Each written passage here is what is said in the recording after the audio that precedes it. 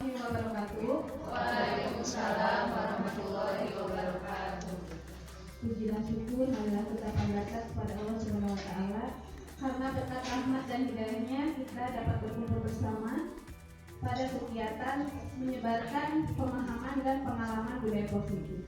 Salawat serta salam semoga tercurah limpahkan kepada junjungan kita Nabi besar Muhammad Sallallahu Alaihi Wasallam, kepada keluarganya, sahabatnya, dan semoga sampai kepada kita selalu umatnya. Amin ya Allah ya Rabbal alamin. Ibu Kepala Sekolah yang saya hormati, Ibu dan Bapak Guru yang saya hormati, pada kesempatan hari ini saya akan menyebarkan pemahaman dan pengalaman mengenai budaya positif. Di sini saya bukan expert, bukan ahli, saya hanya ingin menyebarkan pemahaman dan pengalaman yang sudah saya pelajari di pendidikan guru penggerak ini. Jadi mohon maaf sebelumnya saya berdiri di sini tidak bermaksud untuk menggurui. Marilah kita sama-sama belajar. Di sini saya hanya ingin menyebarkan kembali apa yang telah saya pahami selama saya mengikuti guru penggerak kurang lebih 2 bulan ini. Ibu Bapak, mohon maaf sekali lagi karena waktunya telah terpakai untuk kegiatan ini. Semoga kegiatan ini bisa bermanfaat untuk kita semua. Amin.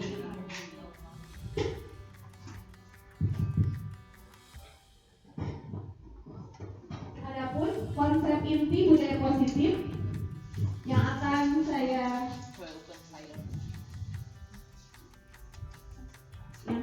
paparkan pada hari ini, yaitu adalah yang pertama perubahan paradigma belajar, yang kedua disiplin positif, yang ketiga nilai-nilai kebaikan, yang keempat kebutuhan dasar manusia, yang kelima motivasi perilaku manusia, yang keenam posisi kontrol guru, keyakinan kelas, dan segitiga restitusi. Untuk yang pertama, perubahan paradigma belajar. Nah, pada modul pendidikan guru penggerak dikenal dengan adanya perubahan paradigma belajar, yang tadinya paradigmanya, pemikirannya stimulus respon, adanya perubahan menjadi teori kontrol tentang dunia. Di sini terlihat perbedaan mengenai stimulus respon tentang dunia dan teori kontrol tentang dunia. Yang pertama, realitas kebutuhan. Kita itu menurut paradigma stimulus respon, kebutuhan kita itu sama, tapi tidak di teori kontrol. Kebutuhan setiap orang itu berbeda-beda. Semua orang melihat hal yang sama, itu di stimulus respon, tapi tidak untuk di teori kontrol, yaitu setiap orang memiliki gambaran yang berbeda. Di stimulus respon, orang bisa mengontrol saya, tapi di teori kontrol hanya Anda sendiri yang dapat mengontrol diri Anda. Nah itu, jadi adanya perubahan dari stimulus respon menjadi paradigma teori kontrol, itulah dari titik positifnya mungkin ya. Jadi hanya Anda sendiri yang dapat mengontrol diri Anda, orang lain tidak dapat. Kemudian saya bisa mengontrol orang lain, tapi di teori kontrol Anda tidak bisa mengontrol orang lain. Kemudian di stimulus respon, pemaksaan ada pada saat rujukan gagal.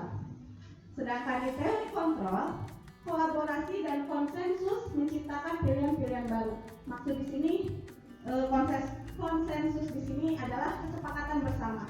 Jadi di teori kontrol ini harus ada kesepakatan, tidak hanya dipaksa gitu. Jadi harus ada yang disepakati bersama.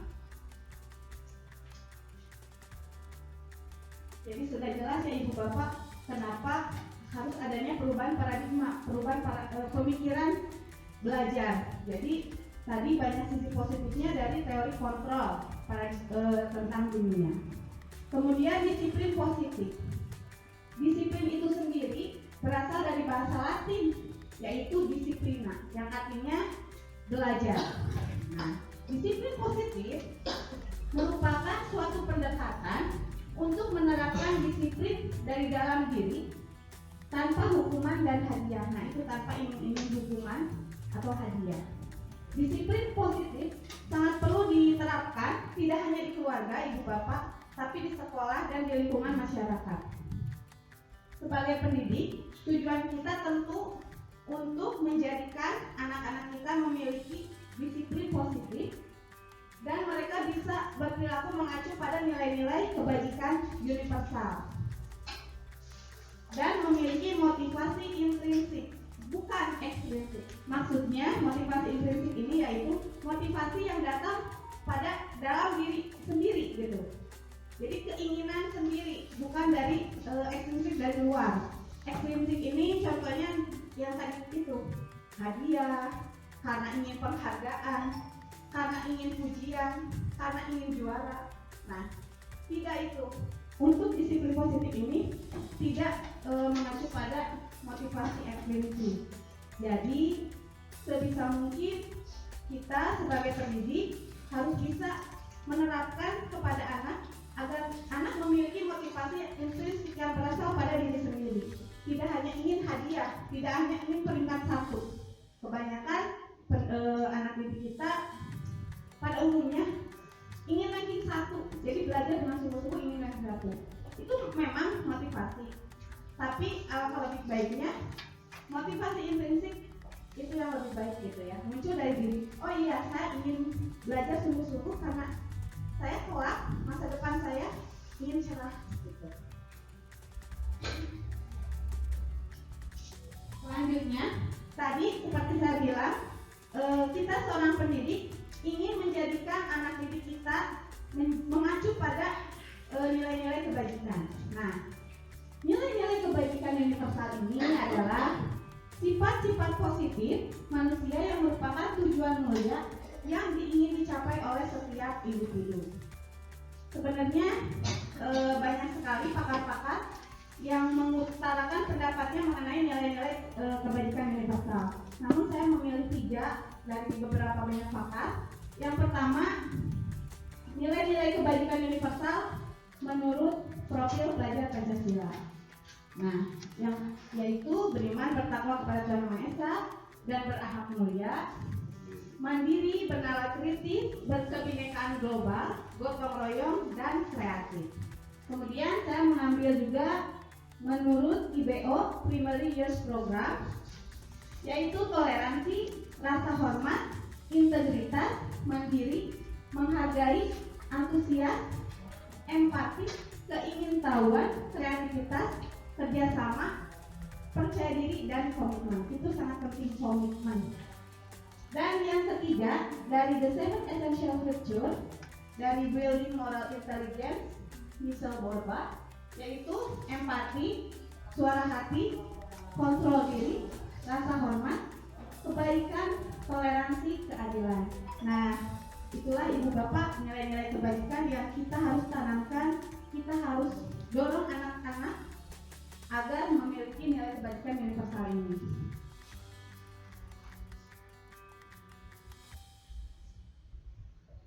Selanjutnya, mengenai kebutuhan dasar manusia. Setiap manusia itu memiliki 5 dasar kebutuhan, yaitu bertahan hidup, kasih sayang dan rasa ingin diterima, kebebasan, kesenangan, dan penguasaan.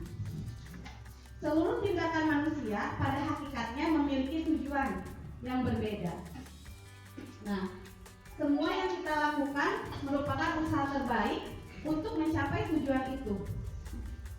Sebetulnya, ketika kita mendapatkan apa yang kita inginkan, sebetulnya saat itu kita sedang memenuhi salah satu kebutuhan hidup manusia. Coba lihat ibu bapak bagan kebutuhan dasar manusia. Ada yang tahu mengapa posisi bertahan hidup ada di tengah-tengah antara kebutuhan dasar lainnya? Ada yang mau berpendapat?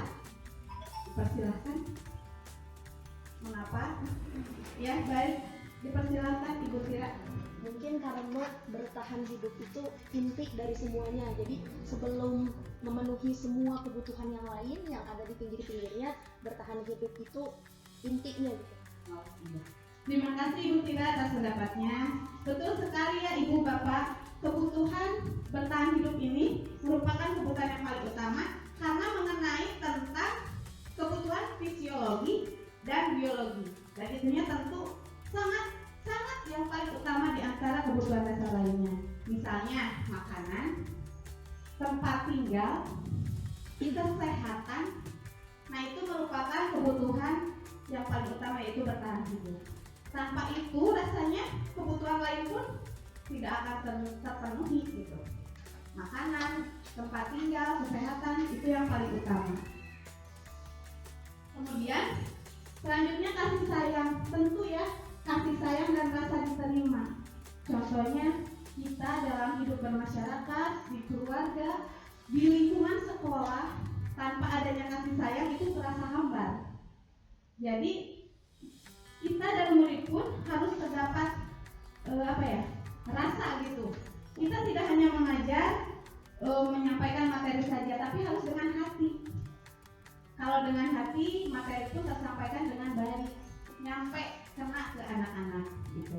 Dan rasa ingin diterima, setiap manusia pasti memiliki rasa ingin diterima oleh suatu kelompok. Misalnya saya baru di sini Tegal Kalong, dan saya memiliki rasa ingin diterima dan saya harus menerima keadaan di sini gitu.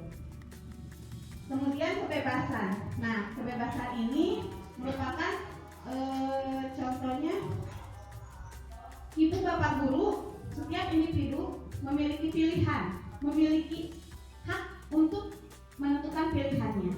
Misalnya ibu bapak guru lebih senang kalau misalnya kemarin kita mengerjakan PMM, lebih senang untuk kolaborasi, bekerja kelompok sesuai jenjang. Nah, ada juga misalnya salah satu guru yang memilih untuk saya ingin mengerjakan PMM-nya sendiri aja, lebih senang sendiri. Nah, itu merupakan pilihan kita, itu tidak bisa mengganggu haknya gitu. Kemudian kesenangan. Nah, kesenangan ini contohnya setiap individu berhak mendapatkan kesenangan. Contohnya dengan seseorang dapat menjadi senang misalnya dengan cara menghilangkan stresnya dengan bernyanyi, menari, atau bercanda gurau dengan anak didik, dengan rekan sejawat. Ya ibu bapak, kita di sela-sela mengajar, di jam istirahat kita sering bercanda gurau. Nah, itu merupakan salah satu kesenangan dari setiap individu agar menghilangkan stres dari kita. Kemudian penguasaan. Penguasaan ini yaitu power itu kekuatan yang dimiliki setiap individu untuk mencapai tujuannya. Kalau kita tidak memiliki power, tidak memiliki kekuatan, pemahaman materi yang kuat, apa jadinya nanti peserta didik kita gitu. Jadi diawali dengan murid dengan gurunya dulu memiliki kekuatan, memiliki pemahaman materi, sehingga kalau kita sudah paham materi itu, sudah di luar kepala gitu ya, bagaimana cara menyampaikan ke anak kita sudah paham. Ada kan ibu bapak guru, mohon maaf, kita pintar, tapi bagaimana cara menyampaikan ke anak didik itu ada yang kurang gitu. Nah, kita sama-sama belajar. Selain pemahaman materinya kita kuat, penyampaian kepada anak didiknya pun kita harus bisa. Insya Allah kita bisa ya ibu bapak. Kita terus berproses, kita terus belajar agar tujuannya satu, mencerdaskan peserta didik.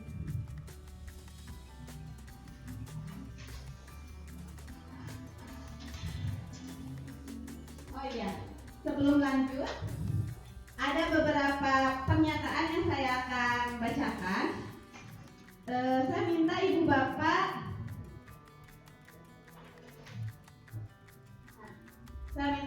bisa membedakan antara kebutuhan dasar manusia, termasuk kebutuhan dasar yang mana. Yang pertama, mudah bagi saya untuk berbicara dengan siapapun dan kita bersama-sama dapat melakukan sesuatu. Itu termasuk kebutuhan dasar yang mana? Mudah untuk diterima oleh siapapun. Permasalahan atau rasa kasih sayang dan rasa diterima, atau kebebasan. Boleh acungkan tangan yang menjawab kasih sayang dan rasa diterima. Ya. Boleh acungkan tangan yang menjawab penguasaan. Nah, ya, terima kasih atas pendapatnya. Tidak ada jawaban yang salah, namun ada yang lebih tepat, yaitu kasih sayang dan rasa diterima. Jadi kita akan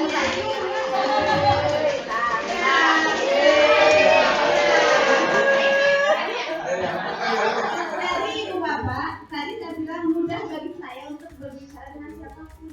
Nah, dengan rasa kasih sayang dan diterima, kita nanti dapat dengan mudahnya untuk kita dapat berkomunikasi dengan orang lain. Mungkin yang mereka pahami ya.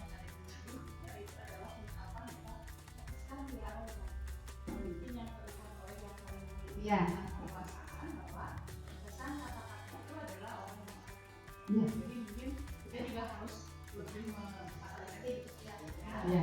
Ada kata-kata dia bisa masuk ke mana saja, itu mungkin kata-kata yang membuat ya. Jadi perlu dipertimbangkan juga. Ya, terima kasih ya Ibu Bapak. Kemudian saya lebih suka bekerja kelompok daripada bekerja sendiri. Nah, ini sepertinya benar nih. Sekali kebebasan. Kemudian saya untuk menghilangkan penat, saya suka bernyanyi dan bersenang. Iya, betul sekali. Dan untuk yang terakhir, saya bersahabat dengannya karena kita saling bisa mencurahkan pendapat, karena dia baik, karena dia saya. Dan yang terakhir, saya suka mengamati terlebih dahulu dan mencoba belajar lebih baik lagi. Apa Ibu, Bapak? Iya, betul sekali, penguasaan.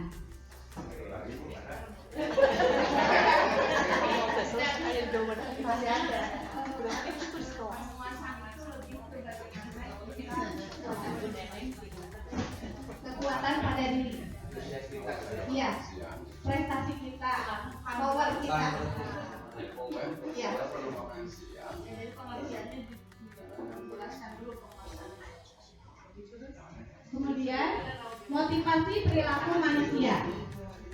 Ada 3 motivasi perilaku manusia. Yang pertama, untuk menghindari ketidaknyamanan atau hukuman. Nih, salah satunya untuk menghindari ketidaknyamanan atau hukuman. Misalnya pada anak didik tersebut selalu datang tepat waktu karena motivasi pada dirinya, aku tidak mau dihukum. Nah, itu memiliki motivasi tersendiri. Lalu datang tepat waktu karena motivasi saya karena saya tidak ingin dihukum oleh guru. Karena kalau dihukum saya merasa tidak nyaman gitu. Saya malu dengan teman-teman, saya malu dengan guru. Kemudian yang kedua, untuk mendapatkan imbalan atau penghargaan dari orang lain seperti tadi, hadiah, juara, pujian dari orang lain. Yang ketiga, untuk menjadi orang yang mereka inginkan dan menghargai diri sendiri dengan nilai-nilai yang mereka percayai. Nah, itu merupakan motivasi perilaku manusia. Ya, secara umum. Nah, pada di pendidikan guru penggerak ini ditekankan bahwa hindari hukuman dan pemberian penghargaan agar meminimalisir motivasi eksternal dalam diri murid. Seperti itu. Mungkin sulit bagi kita ya, karena masih saja kita menggunakan penghargaan ya Bu. Ada kalanya kita tanpa sadar hukuman gitu ya, langsung kamu ya lagi-lagi seperti ini. Nah, sebenarnya di pendidikan guru penggerak itu tidak boleh seperti itu. Namun kita perlu proses, kita masih perlu belajar. Tidak apa-apa Ibu. Yang penting kita sudah memahami dulu bahwa hukuman itu sebenarnya tidak boleh.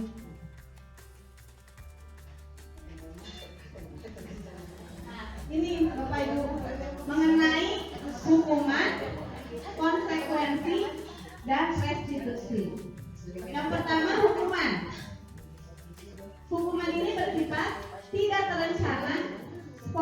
gitu ya. Tiba-tiba murid tidak tahu apa yang terjadi, tidak dilibatkan. Jadi satu arah. Bisa berupa fisik maupun psikis. Murid disakiti oleh suatu perbuatan atau kata-kata. Seperti contohnya tadi ada yang telat ke sekolah. Seorang siswa datang telat ke sekolah. Biasanya kita dengan cara tiba-tiba, kamu telat terus ke sekolah, lari di lapang, gitu misalnya ya ibu. Atau, nah gitu. Pada pendidikan guru kontrak ini sebenarnya suatu hukuman itu hanya satu arah gitu. Jadi guru yang menentukan, tidak ada kesepakatan, tidak ada konsekuensinya. Gitu. Jadi hanya satu arah di langsung gitu diutarakan oleh satu pihak gitu. Kemudian konsekuensi sudah terencana atau sudah disepakati, murid tetap dibuat tidak nyaman untuk jangka waktu pendek. Memang murid tetap tidak nyaman, tapi jangka waktunya pendek gitu. Kemudian guru di sini senantiasa memonitori murid. Jadi konsekuensinya, misalnya suatu murid kita pada awal tahun ajaran suka membuat keyakinan kelas. Nah, apapun yang dibuat pada keyakinan kelas itu kan sudah disepakati oleh antara guru dan murid. Nah, kita harus buat juga konsekuensinya. Misalnya, jika membuang sampah sembarangan, konsekuensinya seperti apa? Dan konsekuensi itu harus sejalan dengan keyakinan kelas tadi. Misalnya, tidak membuang sampah sembarangan, konsekuensinya membersihkan kembali sampai kelas bersih. Tidak seperti ini, membuang sampah sembarangan, tapi konsekuensinya membersihkan WC. Nah, itu tidak sejalan gitu. Harus sejalan dengan keyakinan kelas yang disepakati.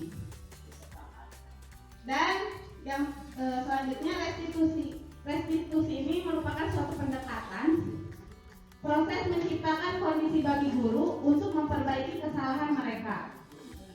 Proses kolaboratif yang mengajarkan murid untuk mencari solusi masalah mereka. Jadi di restitusi ini setiap murid yang mengalami kesalahan, guru harus mengkomunikasikannya dengan baik.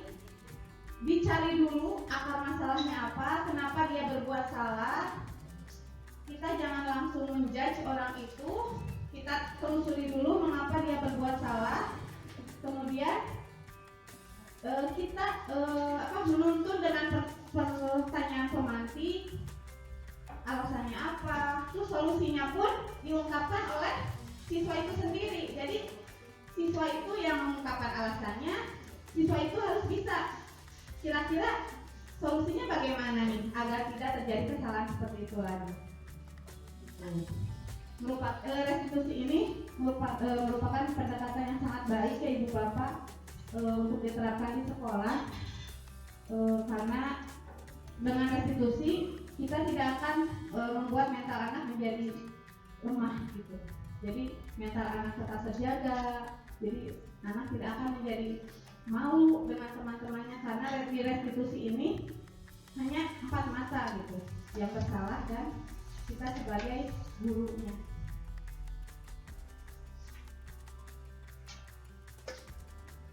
Selanjutnya ada posisi kontrol restitusi. Ini ada 5 posisi kontrol kita: penghukum, pembuat merasa bersalah, teman, pemantau, dan manajer. Yang pertama penghukum. Seorang penghukum bisa menggunakan hukuman fisik maupun verbal. Contohnya seperti tadi, langsung aja gitu main judge gitu tanpa tahu masalah si anak itu seperti apa. Mungkin saja kan ibu bapak anak itu datang terlambat itu karena ada alasan yang sangat urgent gitu. Kita anak itu berhak mengungkapkan alasannya itu seperti apa. Kita nggak boleh tiba-tiba menjadi kamu yang tiap hari telat lulus ke sekolah, padahal anak itu baru kali itu gitu. Tapi kadang-kadang kita spontan mengatakan kamu itu telat terus gitu. Kemudian pembuat merasa bersalah. Pada posisi ini biasanya guru akan bersuara lebih lembut seperti ini contohnya. Nah, kamu apa tidak kasihan sama ibu? Ibu capek-capek menerangkan di depan dengan suara yang keras agar materi dapat tersampaikan, tapi kamu malah bermain terus di belakang. Apa kamu tidak kasihan pada ibu? Nah, itu merupakan membuat merasa bersalah.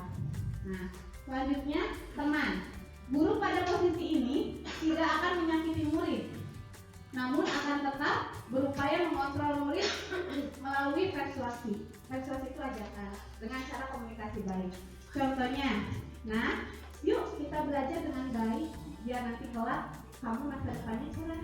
Kalau bermain terus, nanti bagaimana? Kasihan ibu bapak, gitu. Jadi kita berperilaku sebagai teman, ajak anak-anak berkomunikasi dengan baik. Insya Allah kalau kita komunikasinya baik dengan anak, anak nurut kok. Bismillah aja. Kemudian pemantau. Memantau berarti mengawasi. Pada saat kita mengawasi, kita bertanggung jawab atas perilaku orang-orang yang kita awasi. Contohnya, kita bisa ingatkan ke keyakinan kelas yang telah kita buat. Misalnya ada anak-anak yang tidak tertib di kelas. Nah, coba masih ingat tidak? Atau lihat nih keyakinan kelas yang kita pampang di kelas. Coba lihat keyakinan kelas mana yang telah kalian langgar. Kalian telah bermain-main di kelas. Coba kita arahkan ke keyakinan kelas yang telah kita buat. Gitu. Jadi nanti anak menyadari sendiri, oh iya ya, saya udah melanggar keyakinan kelas. Kalau di kelas itu harus tertib, nah itu saya sudah langgar. Nah itu nanti anak sadar sendiri. Gitu. Nah yang terakhir ini manajer. Goal kita adalah menjadi pendidik posisi kontrol yang manajer. Posisi di mana guru berbuat sesuatu bersama dengan murid, mempersilahkan murid mempertanggungjawabkan perilakunya, mendukung murid agar dapat menemukan solusi atas permasalahannya sendiri. Seperti tadi contohnya restitusi. Nanti kita akan membahas tentang segitiga restitusi. Nah inilah goal kita sebagai pendidik.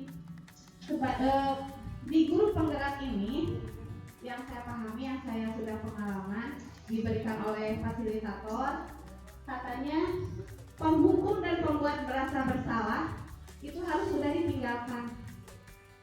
Dari mulai teman, pemantau, manajer. Nah itu manajer itu adalah merupakan goal kita semua sebagai pendidik. Jadi kita harus dapat siswa itu sendiri dapat mempertanggungjawabkan kesalahannya sesuai dengan konsekuensi yang telah disepakati. Semangat ibu-ibu untuk ke manajer. Jadi manajer ini posisi kontrol yang terbaik.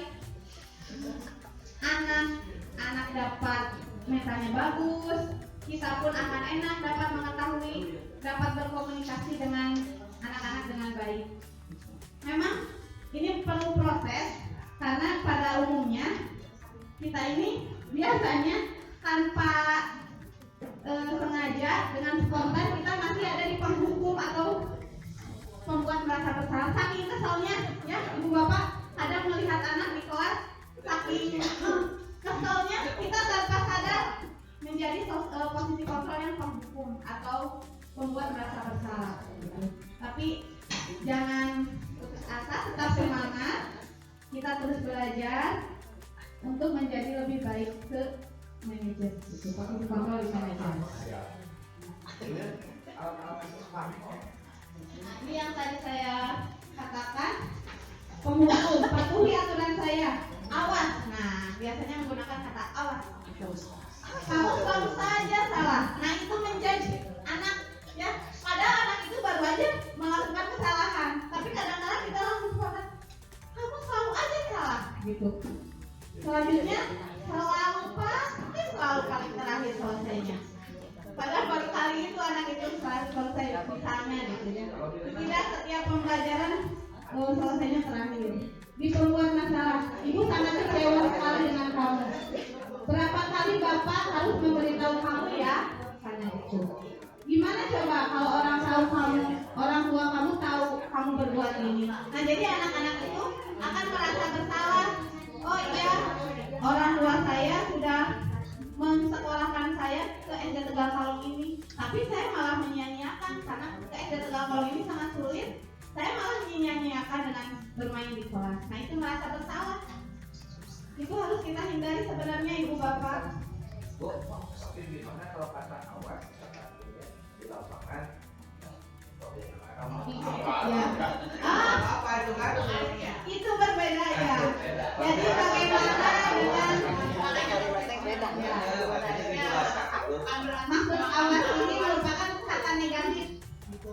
Itu awas di untuk di tertentu itu dapat.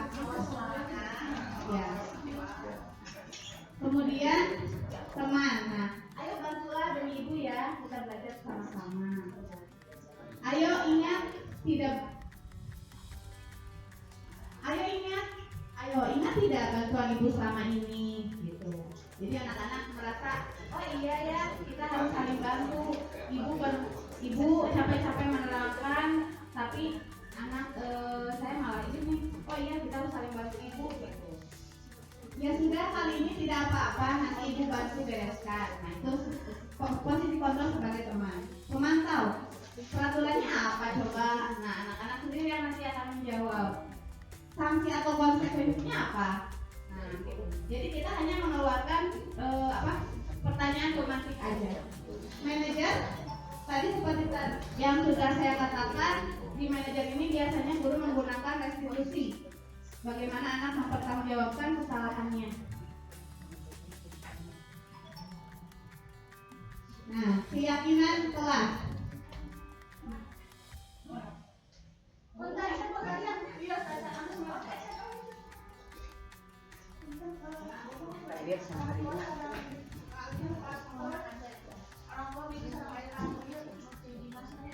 Ya. Ibu bapak coba sekarang ada di posisi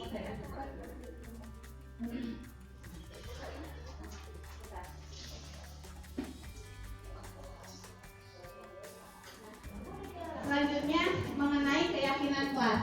Mengapa keyakinan kelas? Mengapa tidak peraturan kelas? Ada yang tahu mengapa keyakinan kelas bukan peraturan kelas?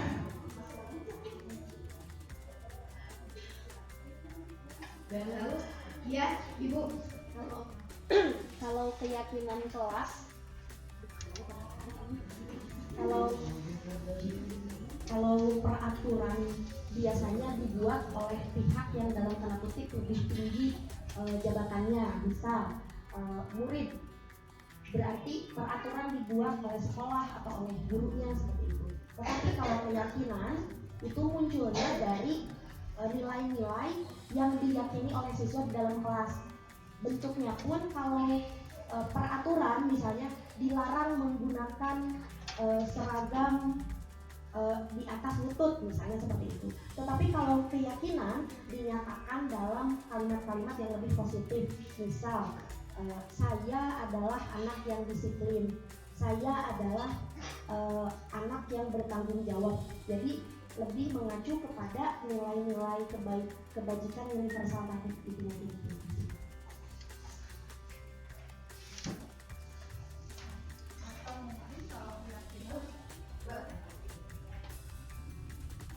Atau mungkin kalau betul kalau peraturan biasanya dibuat satu pihak atau dibuat oleh seorang yang lebih memimpin atau berkuasa. Tapi kalau keyakinan artinya ada di dalam dirinya.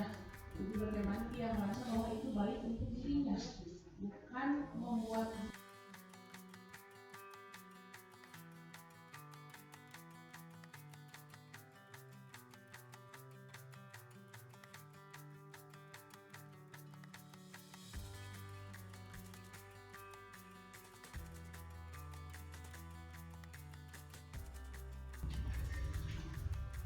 Terima kasih Ibu Tira dan Ibu Kepala atas masukannya, atas pendapatnya. Ya betul sekali ya, peraturan itu dibuat satu pihak. Kalau keyakinan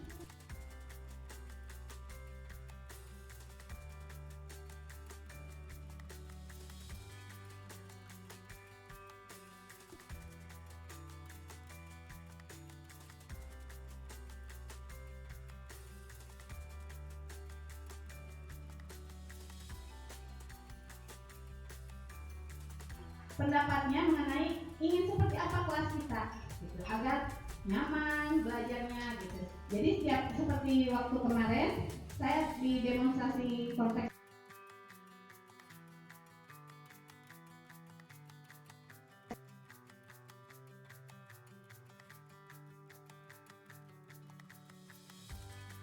mengenai keyakinan kelas.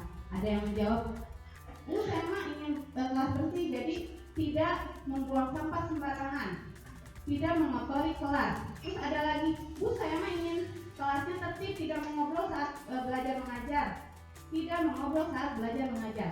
Nah, setelah itu tahapannya kemudian tiap anak menempelkan di papan tulis sehingga anak-anak yang lain pada tahu temannya berpendapat seperti apa. Setelah itu guru mengelompokkan beberapa pendapat yang sama, misalnya tentang kebersihan dikelompokkan gitu, tentang ketertibannya dikelompokkan. Setelah dikelompokkan, kita sepakati keyakinannya mau yang gimana.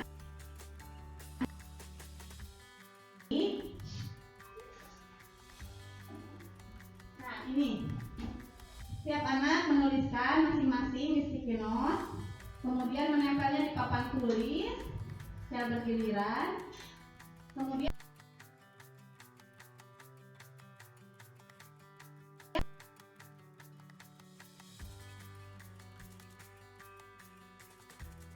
ini ketertiban. Setelah dikelompokkan, kita tulis seadanya yang dibuat oleh siswa. Misalnya ada siswa yang menjawab tidak membuang sampah sembarangan, tidak mengobrol selama pembelajaran dimulai. Nah, selanjutnya tahapannya ubah kalimat tersebut menjadi kalimat positif. Seperti tadi, tidak terlambat ke sekolah, ubah menjadi kalimat positif, yaitu datang tepat waktu. Jadi hindari kata tidak. Kemudian tidak berbicara kasar, kita ubah menjadi kalimat positif, yaitu menjaga sopan santun. Kemudian keyakinan kelas yang saya buat di kelas yaitu tertib saat kegiatan belajar mengajar, menjaga kebersihan kelas, saling menghargai antar sesama. Nah, selanjutnya tahapannya kita utarakan kepada anak-anak di setiap pernyataan keyakinan kelas tersebut ternyata ada nilai-nilai kebajikan. Satu-satu, dari yang pertama datang tepat waktu. Anak-anak ternyata datang tepat waktu itu memiliki nilai kebajikannya, yaitu kedisiplinan. Kemudian menjaga sopan santun, nilai kebajikannya yaitu kesopanan. Tertib saat kegiatan belajar mengajar, ketertiban. Menjaga kebersihan kelas, nilai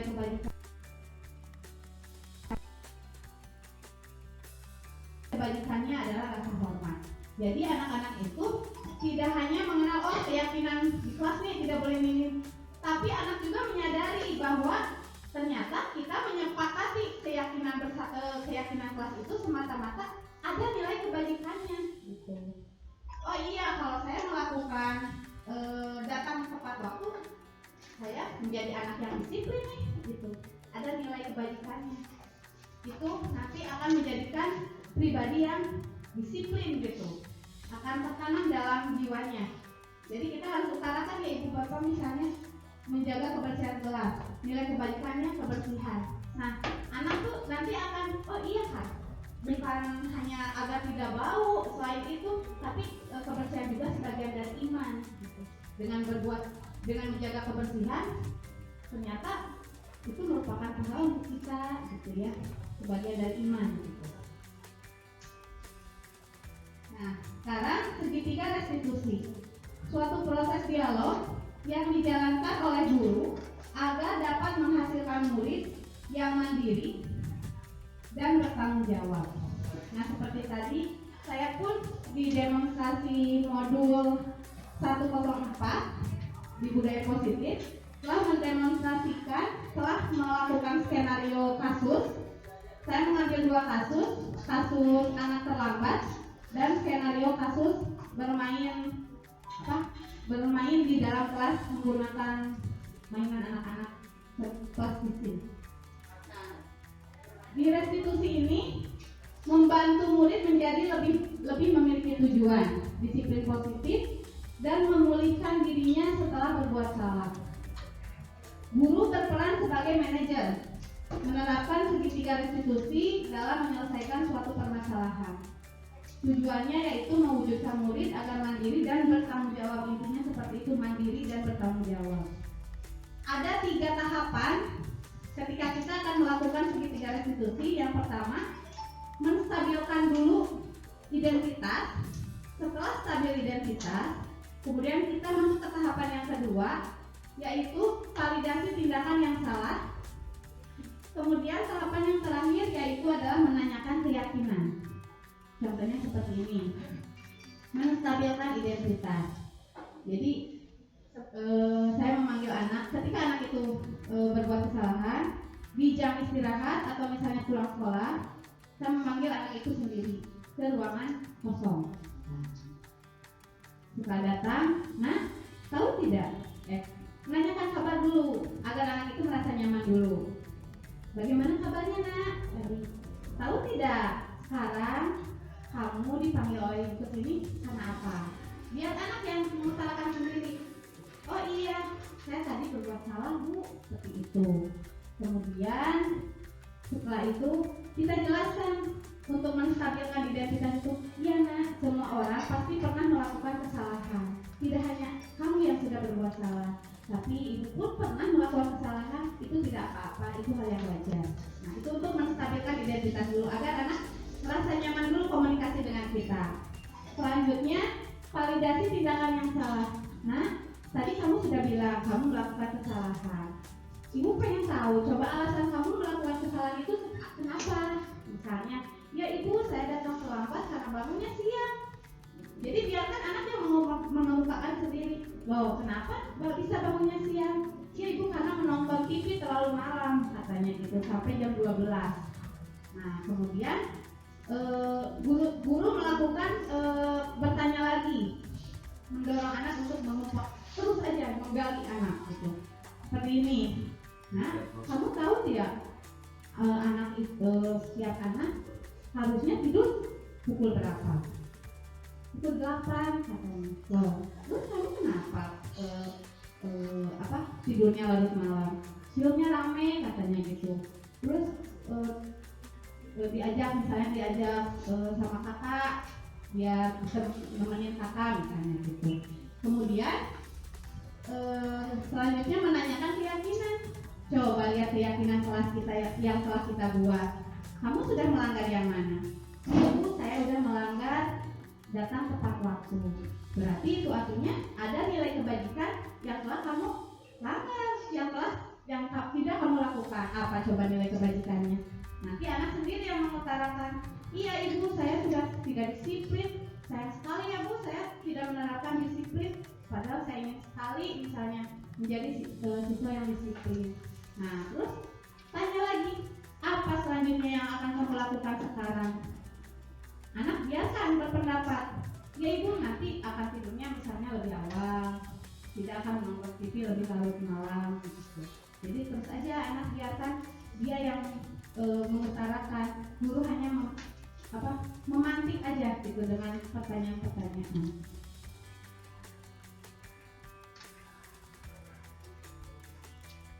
Ini tadi seperti saya bilang, berbuat salah itu tidak apa-apa. Jadi agar anak merasa nyaman dulu. Kalau udah nyaman, nanti anak juga mengutarakannya tidak dengan tekanan mental gitu.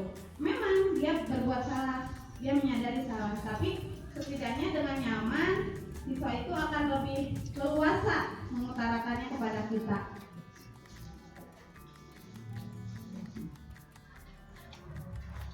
Nah,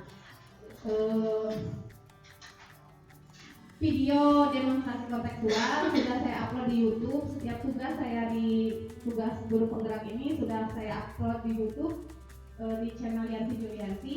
Silakan apabila ibu bapak kalau mau lihat gitu ya. Itu saya sekali lagi saya bukan expert di sini. Saya sama-sama lagi belajar, sama-sama lagi mengikuti pendidikan. Itu semata-mata karena untuk diri pribadi saya ingin menjadi lebih baik aja gitu, ingin lebih tahu, lebih menambah ilmu bagi diri saya. Syukur-syukur alhamdulillah bisa menyebarkan pemahaman gitu ya kepada rekan-rekan. Saya tergerak dulu aja saya pribadi gitu. Itu salah satu motivasi saya mengikuti guru penggerak. Capeknya memang capek, itu resiko yang saya miliki gitu. Karena saya utamanya itu aja, saya ingin tergerak dulu gitu. Kalau sudah tergerak, saya paham, insya Allah sedikit-sedikit kita sama-sama belajar. Pemahaman yang saya dapat dari guru penggerak saya sebarkan, salah satunya dengan cara seperti ini. Tapi tidak, saya bilang tidak expert ya ibu bapak, kita sama-sama belajar aja. Saya tidak bermaksud untuk menggurui ibu bapak, mungkin ibu bapak lebih memahami ini, tapi saya hanya menyebarkan pemahaman yang saya telah dapat di pendidikan guru penggerak. Nah, ibu bapak, untuk sekedar refleksi, ibu bapak ada yang pernah menggunakan Kahoot? Nah, bagi yang sedang menggunakan Kahoot,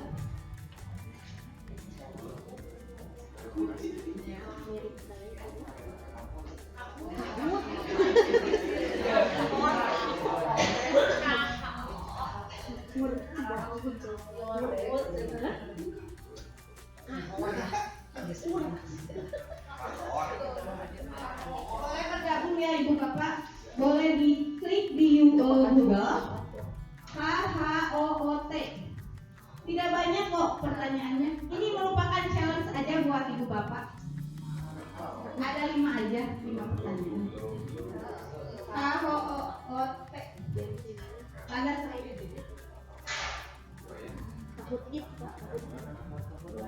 boleh dibantu rekan guru yang sudah bisa masuk, ibu bapak gurunya.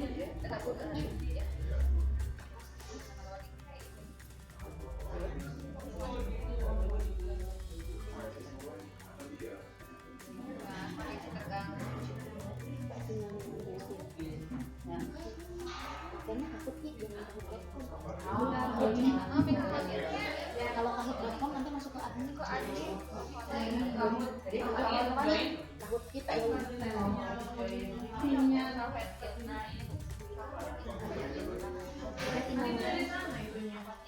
tiga apa? Tiga puisi.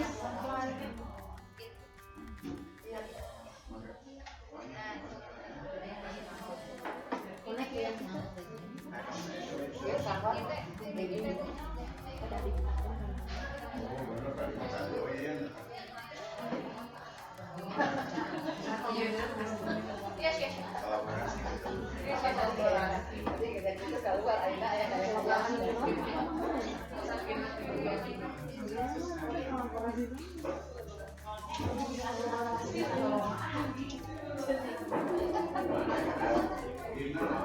ya sebentar Pak Lodi.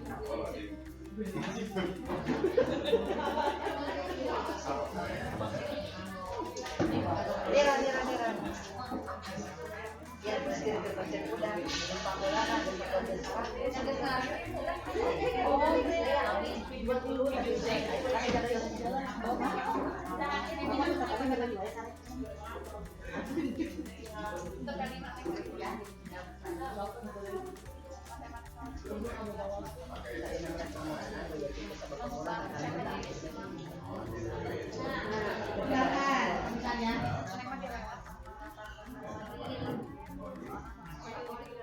Memang kendalanya kalau kita ingin bermain dengan internet seperti itu. Game-game kuota.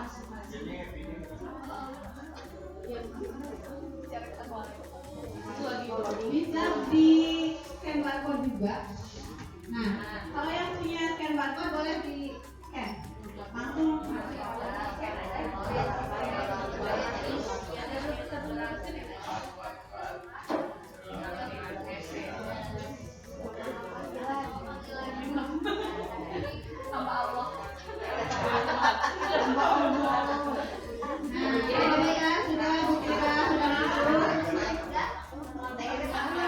Amelia, boy, ada boy?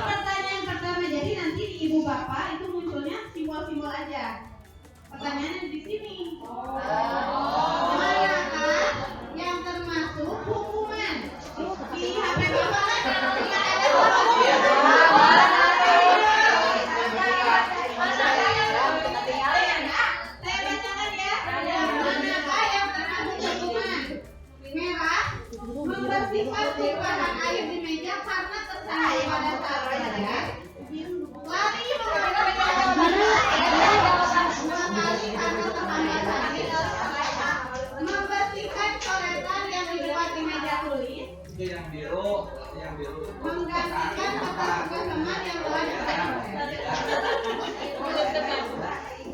Ayo, yang mana kira-kira? Yang mana merupakan hubungan? Berarti tidak salah. Ya? Ada waktu 8 menit. 5, 4, 3, 2, 1. Tepuk tangan buat kita semua. Lanjut ke pertanyaan kedua. Nah, di pertanyaan yang kedua, siapa yang pertama? Oh, Mutira yang kedua. Baik. Siapa baik?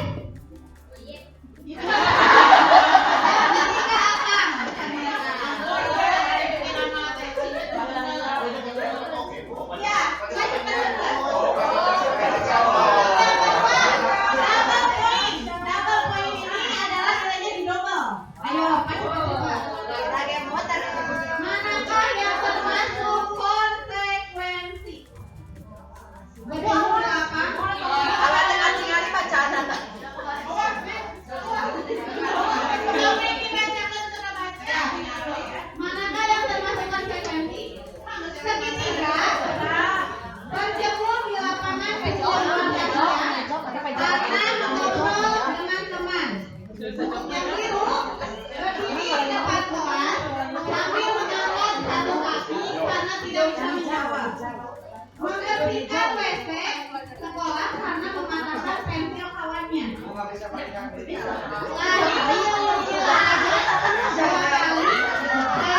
telat 10 menit untuk pelajaran kerja. Konsekuensi.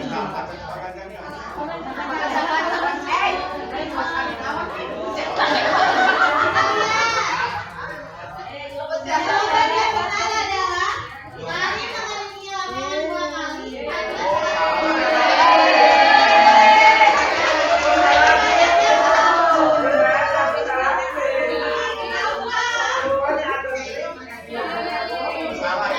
Kita lihat siapa yang pertama. Beda 130. Ayo. Untuk pertanyaan yang ketiga,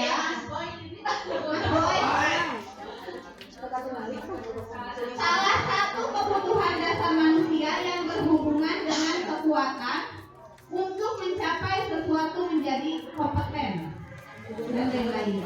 Penguasaan, biru kebebasan, kuning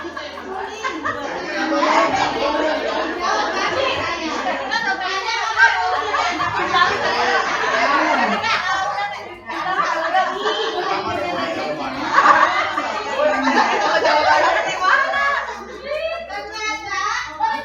ada 2 orang yang menjawab kurang tepat. 21 menjawab tepat. Tepuk tangan.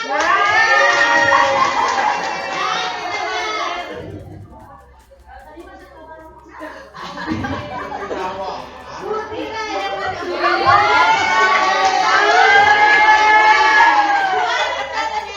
Jadi yang ketiga.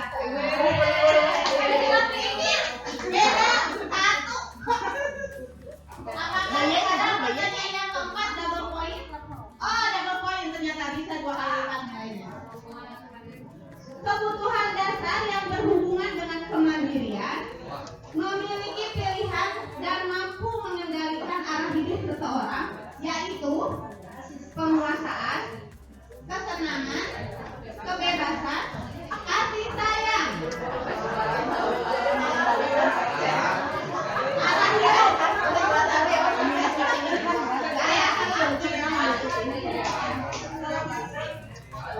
Tenang, yang salah bukan Anda tapi jempol.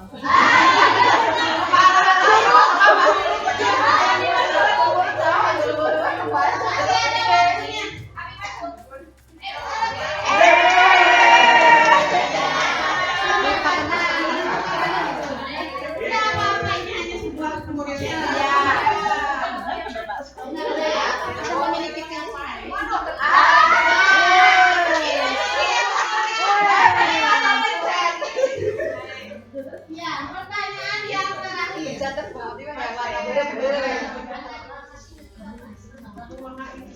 Di bawah ini merupakan tahapan ambil lagi identitas. Setelah mencepat, validasi.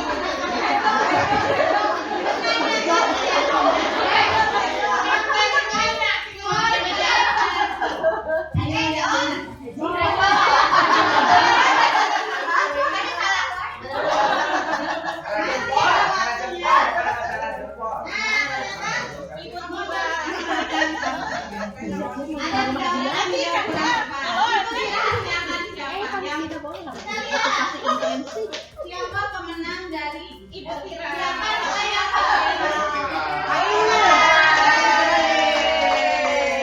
Yang akan di podium yang pertama ada yang ketiga.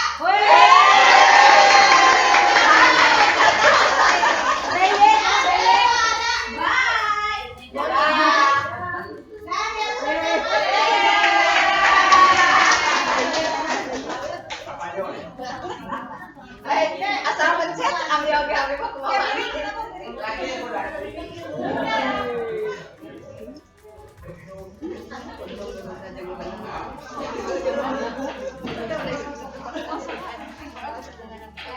Ibu bapak itu hanya jalan buat kita, tapi jalannya itu mirip dengan materi yang kita tadi bahas.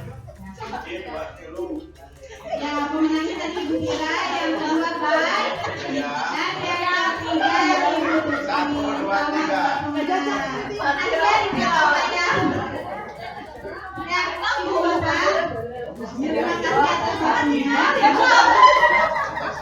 Ibu bapak, terima kasih atas waktunya. Tidak apa-apa. Ya. Ibu bapak mohon perhatiannya. Terima kasih atas perhatiannya, atas waktunya Ibu Kepala. Terima kasih telah memberikan kesempatan kepada saya waktunya untuk menjalankan kegiatan dari salah satu tugas guru penggerak ini. Mohon maaf jika ada kesalahan dari tutur kata, dari perbuatan, karena semata-mata hanya Allah yang maha sempurna. Semoga kegiatan ini bermanfaat bagi kita semua. Sekali lagi terima kasih atas segala perhatiannya, masukannya, pendapat-pendapatnya. Semoga kita menjadi guru pendidik yang selalu bergerak dan bisa menggerakkan. Sekarang buat kegiatan ya, ditutup dengan wabillahi taufiq wal hidayah. Wassalamualaikum warahmatullahi wabarakatuh. Salam guru penggerak.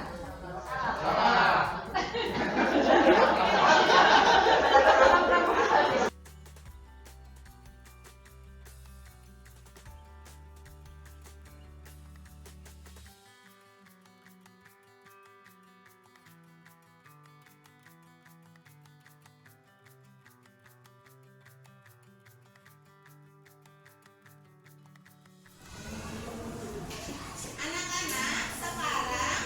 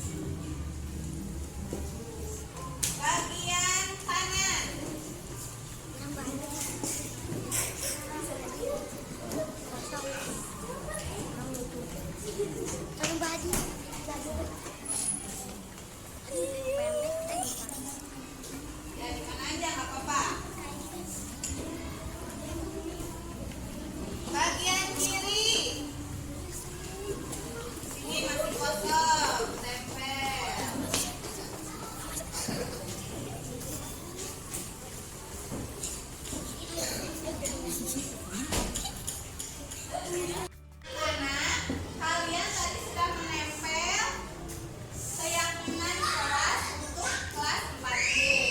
Sekarang ibu baca satu-satu. Tidak datang tepat waktu, tidak datang terlambat. Sekarang kita rubah menjadi kalimat positif. Kira-kira apa kalimatnya? Ayo, rubah menjadi tidak boleh datang terlambat. Kami ubah menjadi kalimat positif, yaitu iya betul, harus datang tepat waktu. Kita tulis datang tepat waktu. Kemudian ada lagi katanya tidak boleh berbicara kasar. Kita ubah menjadi positif. Bagus. Menjadi harus berbicara sopan. Istirahat. 2. Berbicara sopan. Kemudian tidak bermain di dalam kelas. Kita rubah menjadi kalimat positif apa? Ayo. Jadi hilangkan tidak bolehnya. Ubah menjadi kalimat positif. Bersikap tertib di dalam kelas.